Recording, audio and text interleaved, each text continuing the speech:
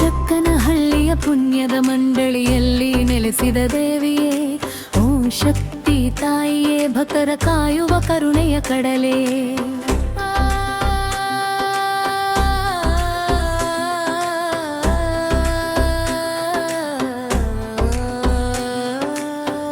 ನಿನ್ನಯ ಪೂಜೆಯ ವೈಭವ ನೋಡುತ್ತಾ ಜಗವೇ ತಲೆ ಬಾಗಿತು.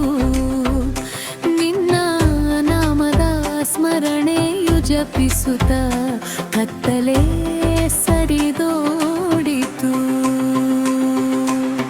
ಮಡಿಲನು ಚಾಚಿ ವರಪ್ರಸಾದ ಬೇಡಿಕೊಳ್ಳುವೆ,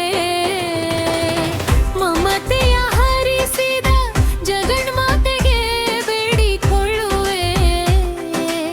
ಕಂದನ ರೂಪದಲ್ಲಿ ಮನೆಗೆ ವಂಶೋದ್ಧಾರಕ ವರಪ್ರಸಾದ ಕೊಡು ತಾಯಿ, ಓಂ ಶಕ್ತಿ ತಾಯಿ. ಪೂಜೆಯ ವೈಭವ ಮತ್ತು ಭಕ್ತರ ಸಾಗರ